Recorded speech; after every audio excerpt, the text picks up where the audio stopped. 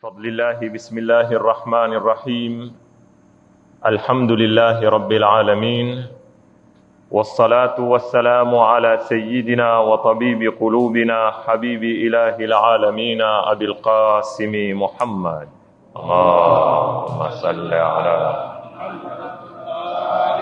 وعلى آله الطيبين الطاهرين وأصحابه المنتجبين وعلى جميع أنبياء الله المرسلين. يقول الله سبحانه وتعالى: بسم الله الرحمن الرحيم. ياسين والقرآن الحكيم إنك لمن المرسلين على صراط مستقيم تنزيل العزيز الرحيم لتنذر قوما ما أنذر آباؤهم فهم غافلون لقد حق القول على أكثرهم فهم لا يؤمنون. صدق الله العلي العظيم.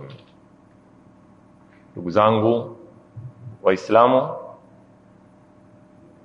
wiki iliyopita tulisikilia katika kuifasiri aya ya 6 ya suratu Yasin, litundhira qauman ma undhira abauhum fahum ghafilun. Katika aya kama hii, kama ilivyotangulia, Mwenyezi Mungu Subhanahu wa Ta'ala atubainishia moja katika malengo ya kutumilizwa mitumi na kuteremshwa zitabu. Baada ya kuapa Mwenyezi Mungu kwa Qur'ani na akathibitisha kwamba bwana mtume sallallahu alayhi wa alihi wasallam ni katika wale waliotumilizwa, alikuja akabaini sasa lengo la kutumilizwa, nalo ni litundhira qauman ma undhira abauhum fahum ghafilun. Yani ni indhar, ni kutukhofisha sisi na adhabu ya Mwenyezi Mungu Subhanahu wa Ta'ala. Aya kama hii ilitutukua kwanza, tukenda kujadili au kuyatafuta malengo ya mitumi ni nini, na nikaeleza kwa urefu katika darasa iliyopita. Lakini yote malengo haya yamimina kwenye lengo moja, au kwa lugha nyingine, wakati sisi tukijiuliza mitumi wana malengo gani, kabla ya kujiuliza suala hili huwa tunataka tujiulize kwa nini mwanadamu ameumbwa. Mwanadamu ameumbwa kama anaituambia Mwenyezi Mungu Subhanahu wa Ta'ala: wama khalaqtul jinna wal insa illa liya'budun, ni kumwabudu, na ibada ni kutembea katika siratan mustaqima. Alam ahad ilaykum ya bani adama alla ta'budu ash-shaytana innahu lakum aduwwun mubin wa an i'buduni hadha siratun mustaqim. Kwa hivyo kumwabudu Mwenyezi Mungu ni kupanda katika sirat, ni kutembea katika sirat. Sirati kama hini ina maadui. Qala fabima aghwaytani la aq'udanna lahum siratakal mustaqim. Shetani alitukua ahadi kwamba yeye ataketi katika siratan mustaqim na atatupoteza. Hawa nayo ina upande wake ya pereketa. Kwa hivyo mwanadamu ilibidi kwanza apate mtu mwenye kukalia mbee, kwa sababu siratan mustaqima si kitu mahsus, si kitu ambacho kwamba ni cha kimaterial, si kitu, si barabara ya gari, haina maalim, haina science. Ni lazima tupate mtu aichore, na mwenye kuichora ni nani? Ni Mtume Muhammad sallallahu alayhi wa sallam. Kwa hivyo yeye mwanzo alithibitishiwa Yasin wal Qur'anil Hakim innaka laminal mursalina ala siratin mustaqim. Ndio tukaambiwa laqad kana lakum fi rasulillahi uswatun hasana. Ni katika ile kumfuata nyuma sasa zile nyayo zake. Sasa malengo yote ya mitumi ambayo nile ya hisabu nyuma, yakiwa ni 6, yakiwa ni 7, yakiwa ni 10, yote yatumikia lengo moja, ni kutusaidia sisi kutembea katika siratan mustaqim. Hii ni fikra tulijadili kwa urefu. Pili, tukaeleza kwamba masala ya indhar na bishara, kukhofisha na kutoa ahadi ya pepo na thawabu, kimsingi si lengo, bali ni usaidizi wa malengo. Na nikajaribu kueleza ule msingi wa kiaqaid wanaoeleza wanazuoni wa ilmu al-kalam wa uamku wao qaidatul lutf. Nikapiga mfano kwamba wewe sasa yao ukiwa mkuu wa chuo wawalea vijana, wataka kuwafikisha kwenye lengo, ni lazima kiakili wakati unapowalea wale vijana uwaekee mabadi, mukaddimat, zitu ambazo kwamba zitawafikisha kwenye lengo. Ni lazima kuweko na zitabu, ni lazima kuweko na syllabus, manhaj, ni lazima kuweko na walimu. Hizi zote zamsaidia mwanafunzi kufika wapi? Kwenye lengo. Hii ni sampuli ya qaidatul lutf, wa yamkuwa al-lutful muhassil, ndio inaopatisha malengo. Kisha jumla ya yote haya, mwanadamu kimaumbile hendi mpaka kwa zitisho, hendi mpaka kwa tamaa, kwa sababu tasarufati za mwanadamu zote zimejengwa juu la maneno mawili peke yake, ni daf'ul adrar wa jalbul manafi'. Mwanadamu siku zote atembea, ataharak kwa kujiepushia madhara na kujivutia nini? Manufaa. Huu ndio msingi unaomsukuma kila unachokifanya wewe, ima uko katika jalbul manafi' au uko katika daf'ul adrar, ima wajivutia manfaa katika nafsi yako ama wajiepushia madhara. Sasa tabia hii ya mwanadamu hubidi itumiwe katika kumfikisha katika lengo, iwe huku wamtisha na huku wamtia nini? Tamaa. Na ndio utaona katika zuo za masomo, malezi, ni lazima kuwe na kiungo cha thawabu na iqab. Ni lazima mwanafunzi awe apoa zawadi, ni lazima mwanafunzi awe aadhibiwa katika kumsaidia kufika nini? Kwenye lengo. Sasa Mwenyezi Mungu Subhanahu wa Ta'ala katika ile al-lutful muhassil ametuetea mitumi ndio walimu, zitabu, ametupangia syllabus, manhaj islami kamili, mifumo ya Kiislamu, kisha atuambia ifuateni hini. Kisha huku ametuwekea nini? Pepo na moto. Na kila wakati kama nilivyowaambia wiki iliyopita, lau utaisoma Qur'ani ikiwa si thuluthi, basi yaweza kuwa ni zaidi ya aya za Qur'ani ziko kwenye kukuelezea nini? Pepo na moto. Kiasi ambacho kwamba Mwenyezi Mungu amekwenda kueleza mambo katika Qur'ani kama nilivyoelezea, akusifia mwanamke, namna atakaokuwa kwenye pepo, meza za pepo ziko namna gani, gilasi za peponi, zote zile ateza na ile msingi wako wa jalbul manafi' na daf'ul adrar, ili uvutike upate kufanya ibada, uende katika nini?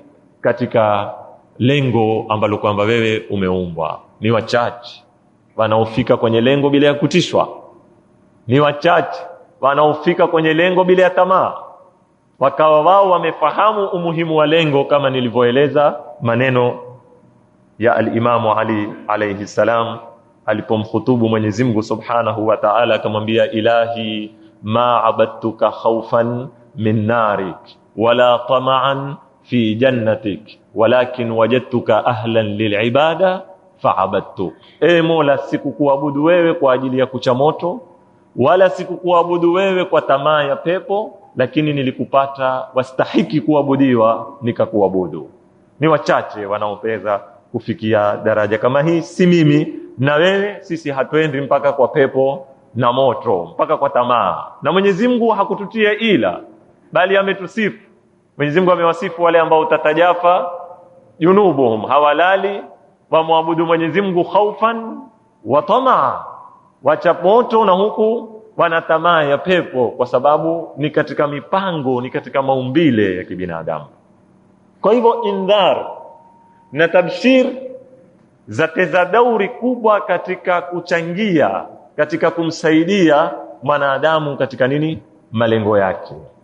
Sasa kitu cha mwisho katika aya kama hini ambao nataka tukimalize tuingie kwenye aya nyingine tuliyokibakisha, ni hini indhar na bishara katika malezi yetu. Tutoke sasa kwa Mwenyezi Mungu Subhanahu wa Ta'ala, kwa sababu sisi pia twalea, ikiwa ni mababa, ikiwa ni kina mama, ni wazazi, ni walimu wa madrasa, wa chuo, walimu wa skuli. Hiki ni kiungo muhimu kama nilivyowaambia katika tarbia. Bali wataalamu wa mambo ya malezi wanena kwamba haiwezekani au ni nadira sana kujaribu kuweta malezi bora bila ya kutumia viungo hizi ziwili. Na kitu cha kusikitisha, sisi Waislamu kulingana na malezi yetu tuna utumiaji mbaya wa zombo kama hizi katika majumba, katika pengine madrasa au skuli, na sana sana katika madrasa zinaoamkuliwa ni za kidini, ambao ni mahala panapohitajika zaidi Uislamu utekelezwe kwa namna ulio. Na niliwaambia jamaa wiki iliyopita, mtu asiniulize mbona zamani kulikuwa kadhaa. Kila zama zina mambo yake. Wakati tukizungumza baadhi ya zitu, si lengo kuwakosoa waliopita, lakini pia si maana sisi twende sampuli ile ile ya wale waliopita. Wao walikuwa na dhurufi zao, wao walikuwa na wadhi wao, na nikawapa mfano wa spaki. Ule alituambia sisi naziondokele mbali spaki, kwani zamani watu walikiishi bila spaki. Kweli watu walikiishi bila spaki, lakini mato walionayo wao sio tulionayo sisi leo. Zitu namna zilofungamanishwa na spaki maisha yetu sivyo zilivyokuwa zimefungamanishwa na spaki wakati wao. Kwa hivyo mambo yabadilika, na mambo yataka yafuatwe kwa kadiri ambayo kwamba yataumana na Uislamu yanavyoenda. Ndugu zangu Waislamu, mimi sitaki sana kuingia kwenye zawadi wala kuingia kwenye thawabu katika malezi yetu, kwa sababu hatukitumii sisi pengine chombo hiki, au ni kwa uchache sana. Mimi nataka tuye kwenye hini litundhira qauman, katika tunavyoadhibu sisi vijana au tunapoadhibu wanafunzi, ni nini kinachotakikana kwetu, na ni lini tutaadhibu, na ni vipi tutaadhibu, na je adhabu ni sampuli ya kupiga tu peke yake ama kuna sampuli ngapi za adhabu? Ndugu zangu, kitu cha kwanza ambacho kwamba tunataka tukielewe ni kwamba kumtesa kijana wakati akikosa au kumuadhibu, sawa sawa ukiwa ni mzazi au ukiwa ni mwalimu, ni kwamba mateso, sisi tukitaya mateso, kitu cha kwanza akili yetu yakimbilia kwenye kupiga. Yoyote wakishakutaiwa mtese huyo akimbia kwenye nini? Kupiga. Hili kwanza ni la makosa. Kumtesa kijana, kumwadhibu kijana kwa ajili ya makosa, sio kupiga peke yake, bali kimsingi yatakikana kuwe hakuna siasa ya kupiga katika malezi. Kimsingi yatakikana kuwe hakuna siasa ya kupiga. Siasa ya kupiga ni siasa ya dharura, sio siasa ya ada katika malezi. Bali katika kumuyea kijana waweza kumwadhibu, kama nitakavyokueleza kuna ndia sampuli kadhaa za kuweza kumwadhibu. Pili, wakati tunapotaka kumwadhibu kijana, ni lazima tufahamu kwamba adhabu kwa kijana ni wasila, sio lengo. Adhabu ni wasila, sio lengo. Kwa sababu wewe wakati unapompiga kijana amekosa, wampiga kwa hadafu, una lengo, kwa sababu amekosa adabu, wataka awe na nini? Na adabu. Kwa hivyo ni lazima ufahamu wakati ukimpiga kwamba kile kipijo au ukimwadhibu kwamba ile adhabu sio lengo. Lengo ni kumweka katika adabu. Ukifahamu msingi huu, ni muhimu sana hili neno kulinena ni pesi. Ukifahamu msingi huu ndio utakusaidia wewe ujue upige au usipige, na ukipija utapija kwa kiwango gani. Kwa sababu ikiwa utafanya kipijo ndiyo lengo, ndipo pale wewe uyapokushtakiwa mano au mwanafunzi wako amefanya kosa fulani, amemtukana fulani, amejepa madafu kwa fulani, amejepa punda wa fulani, ukaona wewe ni kuinuka kufanya nini? Kumpija. Na ukisha kutumia lebati ama ukanda ukatua ukafua pumzi, ukaona wewe ushafika, ukaona wewe umefanya nini? Umeshafika. Filhali hukufuatilia baadaye kipijo kama kile kimeleta natija gani, na je kimeweza kumsimamisha ule kijana asijepe tena? Je kimeweza kusimamisha kwa ule kijana asitukane tena? Huna haja ya lengo wewe, haja yako wewe umebadilika, imekuwa kipijo chenyewe ndio nini? Ndio lengo. Na ukisha kupija wewe waona umemaliza kazi. Hili ni makosa sana katika malezi yetu. Kwa hivyo kitu cha kwanza au cha pili ni lazima tufahamu, wakati tukimwadhibu kijana, sawa sawa natumia neno kijana akiwa ni mwanafunzi ama akiwa ni nani, ni malezi ya kinyumbani, ni mtoto wako, ni lazima uelewe kwamba adhabu ni wasila, sio lengo, na lengo ni kumweka kijana katika adhabu mzuri. Pili au tatu, wakati ukiadhibu, waweza kuwa nyumbani una vijana 3, 4, 5. Waweza katika chuo chako cha elimu una vijana 50, 100 mpaka zaidi. Wakati unapopata mashtaka ya vijana, ukosefu wa adabu, unapotaka kutukua adhabu, kutaka kuadhibu, ni lazima uweze kufafanua tofauti ya vijana. Si kila kijana huadhibiwa kwa adhabu sampuli ile ile uliomuadhibu huyo. Sio, mnaelewa uzuri? Katika makosa makubwa ambayo tuko nayo sisi ni kwamba, mfano tutukue mfano wa walimu. Kijana akichelewa mabati 5. Kijana akichelewa ni mabati 5. Siku ile kwaweza kuingia vijana 10 wamechelewa wote ukawapiga mabati 5. Hili ni makosa. Kwa nini ni makosa? Kwa sababu wewe hukutofautisha baina ya wale vijana. Waweza kupata vijana 2, tabia ni tofauti. Kuna mmoja katika wao ni mtu wa haya, ni mtu ajisikia utungu mwili wake, ni mtu ambaye kwamba aona aibu sana kurukiwa. Waweza kupata na kijana hayo yote kwake si chochote. Kwa hivyo wakati vijana wale wakia wamechelewa wote 2, waweza huyo akapigwa mabati 5 na huyo akalaumiwa peke yake, na ikawa ni adhabu sawa kwa wao 2. Sio uadilifu kwamba ukipiga 5 upige 5. Tufahamiane sana. Ni uadilifu ujue kugawanya kulingana na wewe unavyowasoma wale wanafunzi wako. Kwa sababu yale mabati 5 yaweza kuwa ni dawa kwa huyu na yaweza kuwa ni nini? Ni sumu kwa huyu mwingine. Kwa hivyo wataalamu wa kimalezi, wataalamu wa kisaikolojia wanena kwamba ni muhimu sana katika kuadhibu vijana zako au wanafunzi wako, uwe utatunga tofauti ya sifa za kibinafsi za wale vijana. Ujue, na hii yatakikana uwe ni mtu waishi na vijana wawasoma, si mtu wapeka mambo kimgungu kama namna tunenao sisi, kwa sababu kila alisokuwa na mpango hupekwa kwa nani? Kwa Mungu.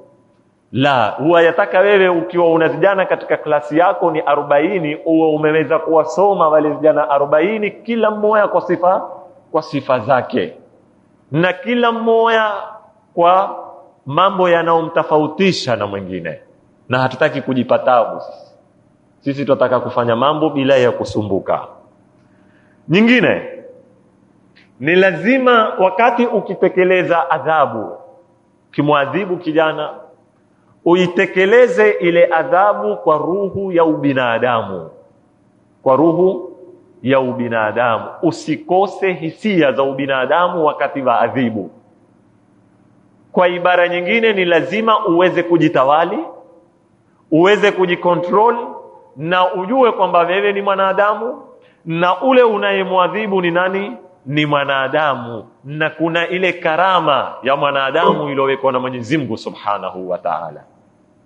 Wakati ukiwa na hisia hii waadhibu, uweke ubinadamu wako mbele, kama mwalimu, kama mzazi, uweke ubinadamu wa ule kijana au mwanafunzi mbele yako. Hapa utaweza kurekebisha matatizo mingi ambayo kwamba yaweza kutokea wakati ukiadhibu. Kwa sababu kijana au mwanafunzi awe namna atakaokuwa, pale unapompiga, jumla ya kuudhika kwake, jumla ya kukasirika kwake, jumla ya kuona kwake wamuonea, lakini ikiwa kulikuwa kuna ruhu ya kibinadamu, siku yoyote akipata akili yake, kipijo kile atakiona ni neema kwake. Na kila mtu akirudia nafsi yake atapata. Wewe ukiketi ukikumbuka siku uliopigwa na baba, siku ulizopigwa na mamako, siku ulizopigwa na mwalimu wako, kwa akili ya kiutu uzima sasa yao waweza kuona zitu zile zilikulea vipi, na waweza kutofautisha siku uliopigwa kwa uadui, zaweza kubaki katika memory yako, katika dhakira yako, katika makumbusho yako, ukajua kwamba mimi siku fulani nilipigwa kwa kuonewa, na waweza kujua kwamba siku fulani nilipigwa, nilikosa na nilikuwa nastahiki, na ukawa washukuru kupigwa. Ni kwa sababu gani? Wakati unapoadhibu mzazi ama mwalimu, kulikuwa kuna ruhun insania, ile ruhu ya kibinadamu. Nyingine, wakati tunapoadhibu ni lazima tuadhibu yula msingi wa siasa imezosomwa na barnamiji imezopangwa. Tabidi ni sherehe katiti.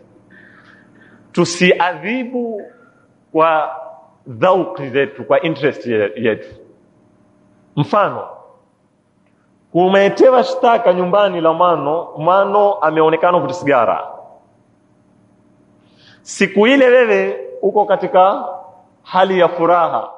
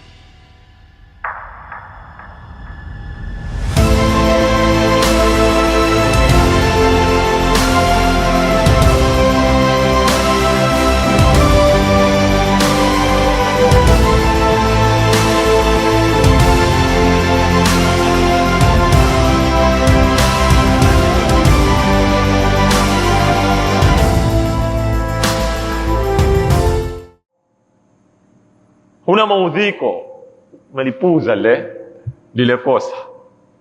Hii ndio maana wewe waadhibu bila ya siasa. Huna siasa imezopangwa, huna mfumo. Siku umetewa kosa, kijana chako alikuwa akitembea kwenye barabara ya pwani tu, utembea tu, lakini shtaka lile likija, wewe uko katika hali ya kinafsi mbaya. Kwa hiyo umepanic siku ile, mabati ya nyumba mzima hayakutoshi, kanda za nyumba mzima hazikutoshi, bakora za nyumba. Ukiulizwa kosa ni lipi, ni kijana ametembea barabarani pwani. Yuzi umetewa kosa la kuvuta sigara ama kosa la kuvuta bangi, umelifanya nini? Wewe mbona unafanya kadhaa, wewe mbona kadhaa, umemwatilia mbali kijana. So siku ile ulikuwa una raha. Kwa hivyo wapekeshwa na nini? Na mizaji zako na hali yako ya kinafsi. Siku una hasira, uliangalia kosa ni lipi? Siku una furaha, uliangalia kosa ni lipi? Kwa hivyo wakati unapotaka kuadhibu katika nyumba yako au katika mahali popote unapolea vijana, ni lazima uadhibu juu ya siasa ambayo kwamba imesomwa, imepangwa, kila kosa lina daraja yake. Likia katika hali yako yoyote ya kinafsi, waamiliana nalo kwa namna ya siasa inavyotaka uamiliane. Yani una misingi watembea nayo, isiwe waipekea mambo kisampuli yako.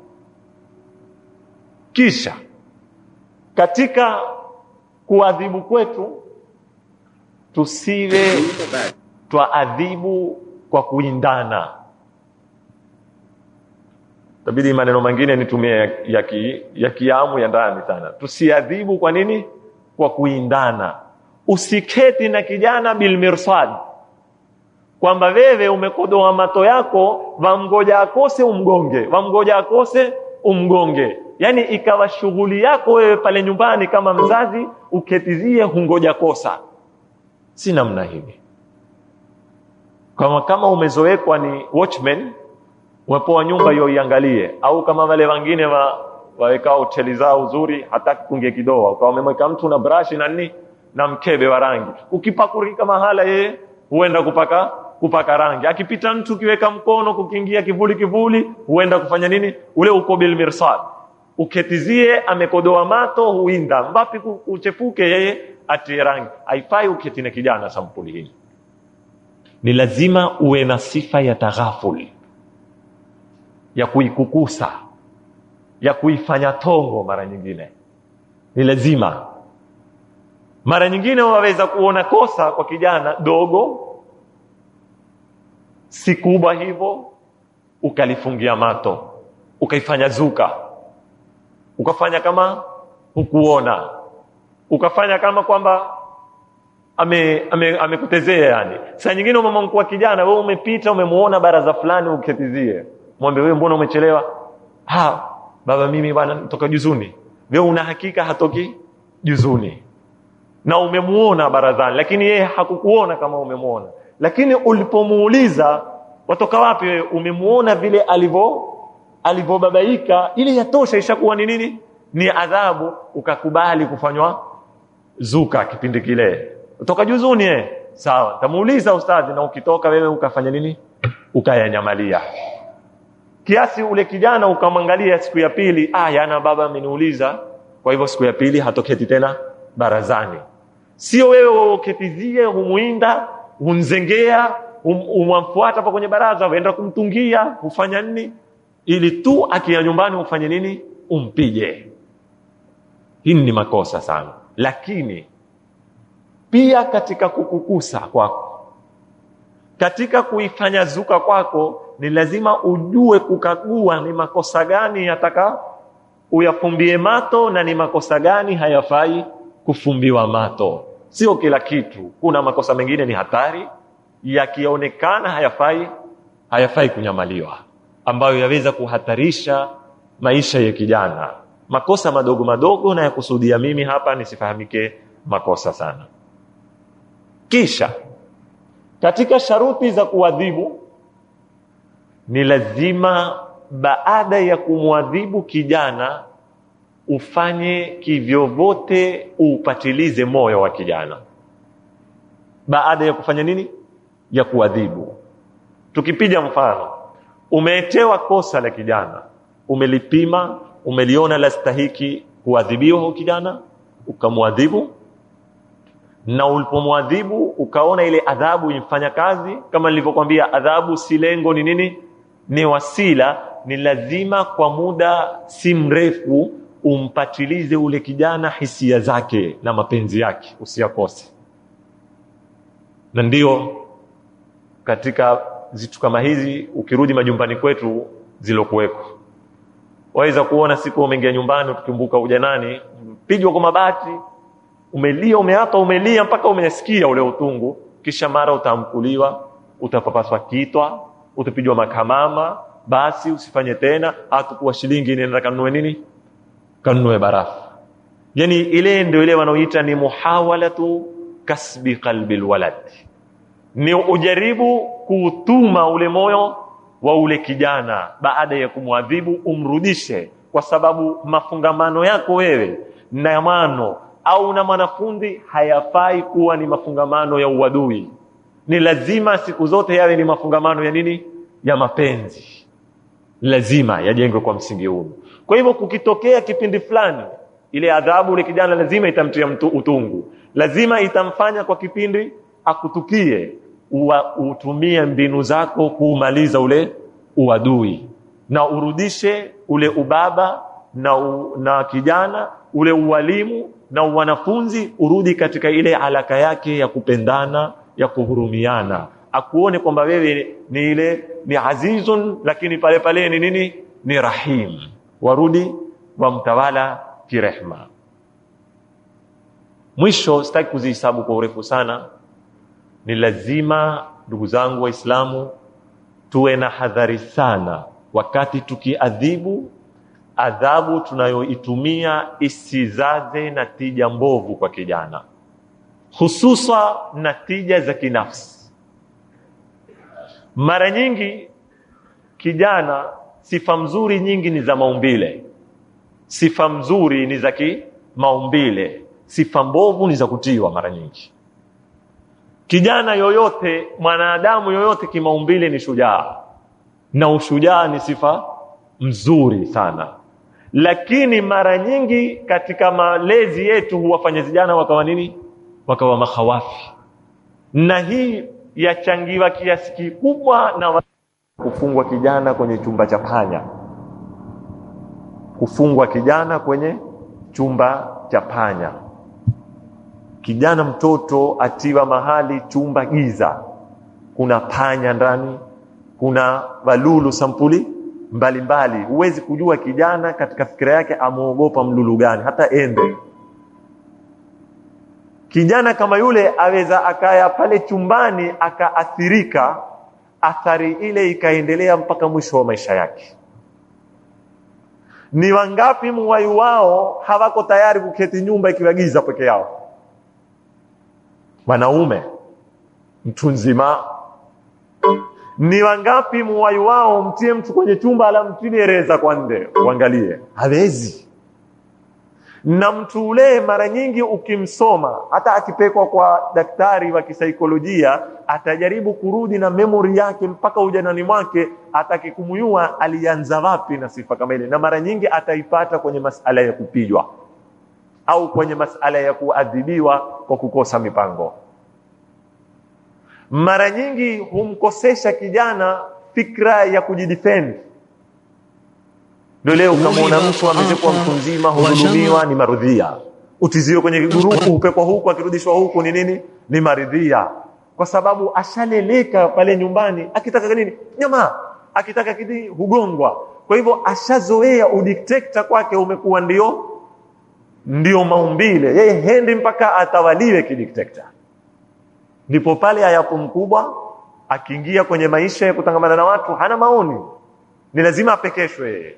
Na atabaki, bana jamaa unirusha, jamaa bana mimi ufanya kazi kule unipokonya, nena basi. Mimi nitaambia iye. Usizione zile ni zitu ambazo kwamba ule ameinukia, kwa sababu hakulewa nyumbani kujieleza. Hakupoa nafasi nyumbani kujitetea. Ni muhimu sana jamani. Hizi zitu ni zigumu kuzitekeleza.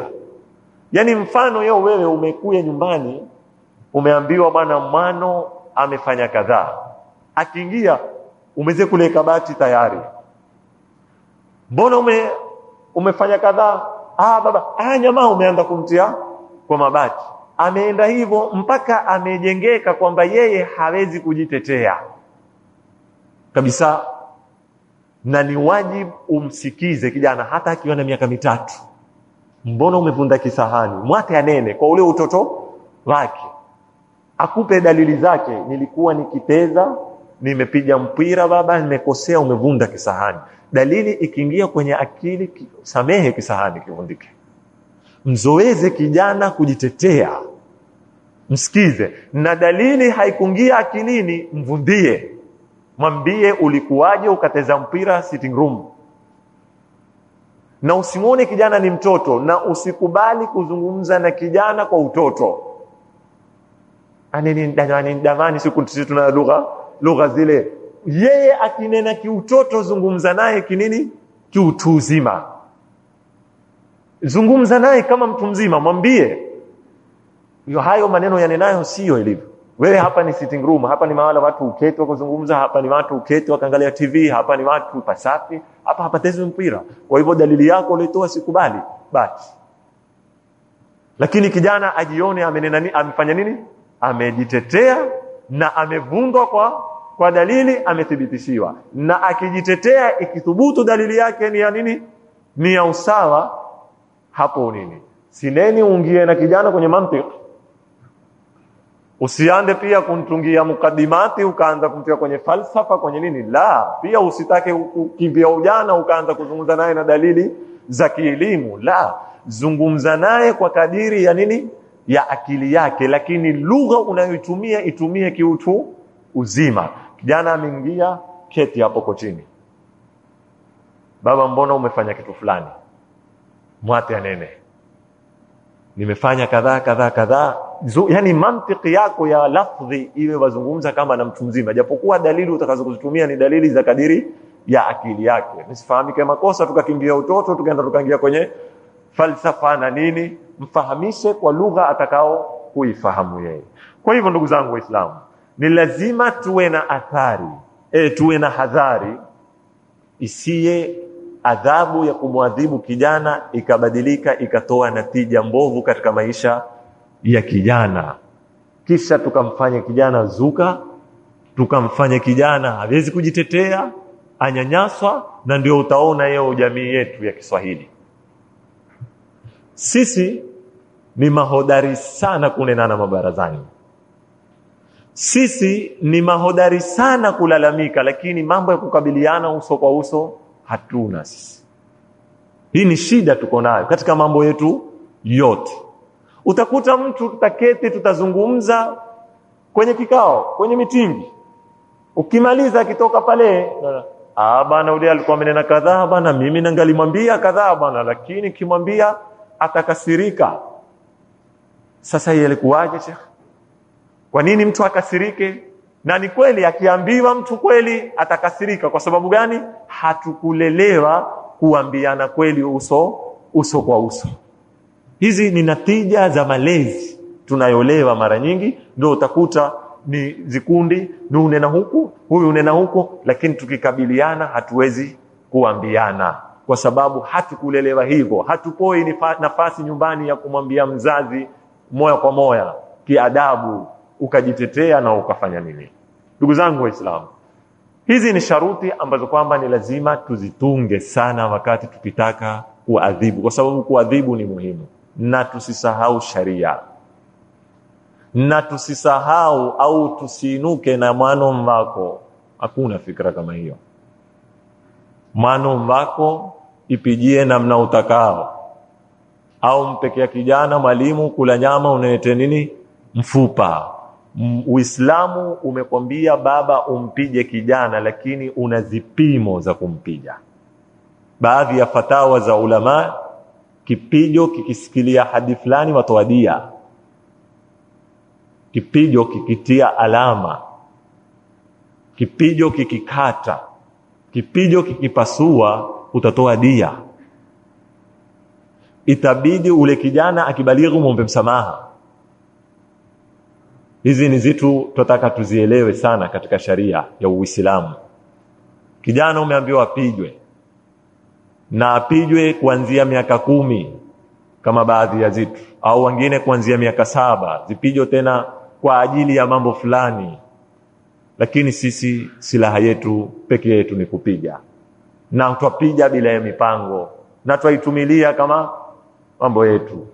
Mimi katika baadhi ya darasa siku moja niliwaambia hata masala kupiga sitaki kutoka kwenye mada, pesa tu za kijana.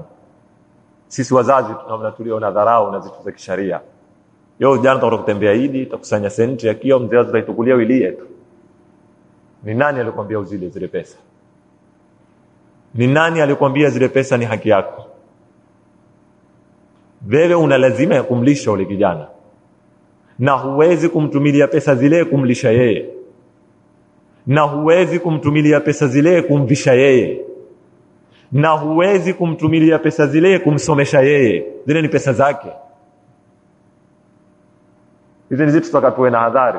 Au umefanya birthday nyumbani, kumekuya zawadi, jamaa wameketi wameiyawanyia, huilia na nini? Au umetewa nguo, basi mpe mwano, inakuwa nyingi na wewe mpe mwano ile, na wewe tukua mpe mwano, umekoigawanyia tu wewe. Ni zako. Ukupoa wewe zile shaka. Zile ni zamano. Bila shaka vitu hizi zaweza kutokea, lakini ni lazima kuwe kuna muhasaba.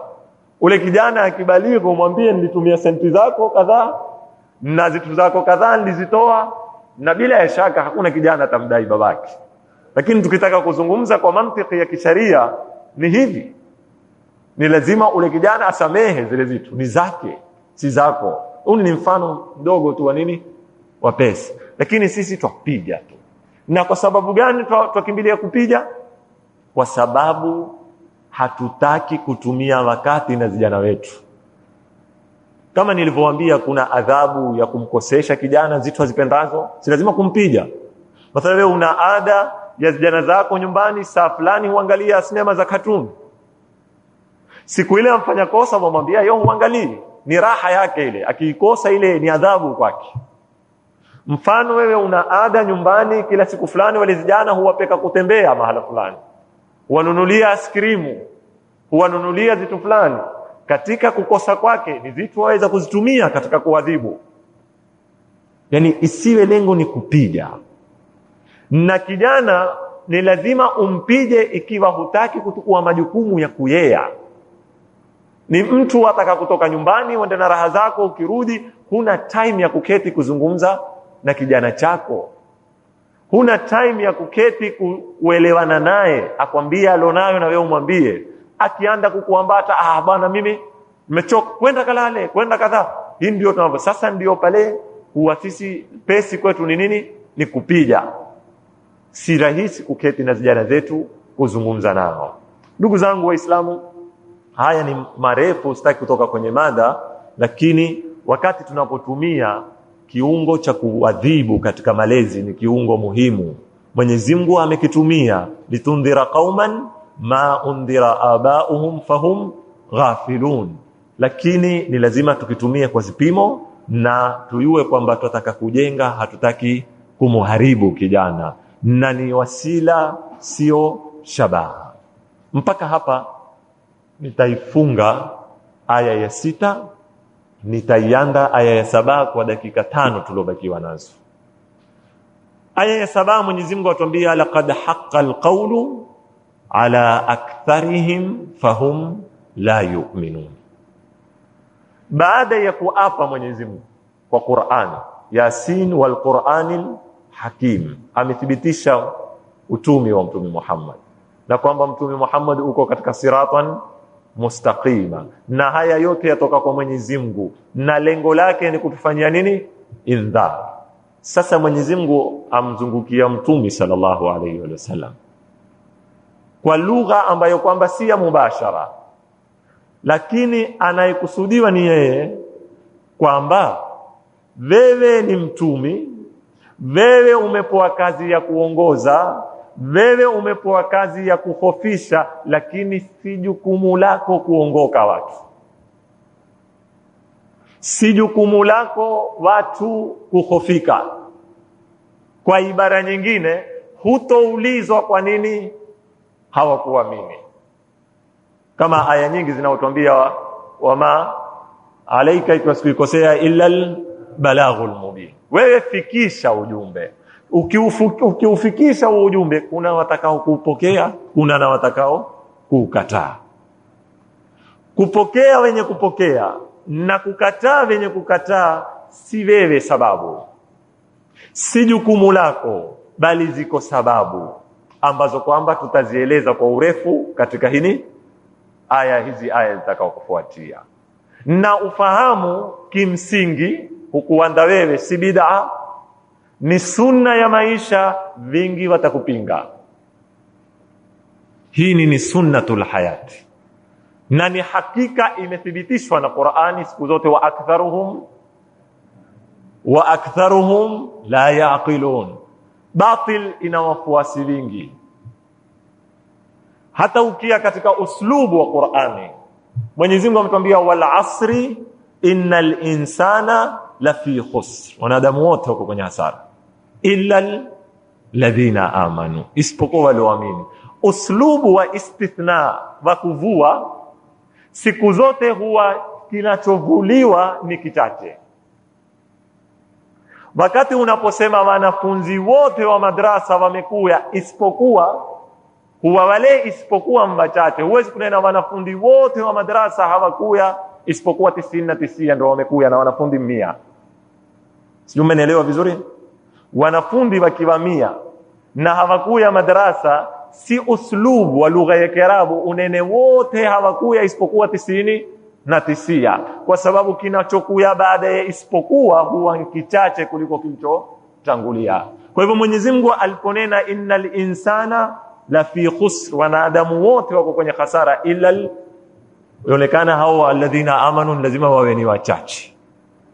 Na ndio Ibilisi pia alimwambia Mwenyezi Mungu la ughwiyannahum ajma'in illa ibadaka minhumul mukhlasin, nitawapoteza wote katika hiyo siratan mustaqima isipokuwa waja wako wamezotakasa. Yani isipokuwa wachache ndio watakaokumbuka. Sasa kwa msingi huu Mwenyezi Mungu ndo ameingia kuwagawanya baada ya kuthibitisha utumi na kazi ya utumi na kitabu cha Mwenyezi Mungu. Sasa azunguka kumhutubu mtume, lakini kumuonesha watu watakuwa grupu ngapi? 2. Kuna watakao kukubali, kuna watakao kufanya nini? Kukukataa. Na nyuma Mwenyezi Mungu ameweza kutuambia al-azizu ar-rahim, nikawaambia aziz ni nguvu, yani watakao kukataa watatumiliwa mabavu na watakao kukubali watatumiliwa nini? Rahma.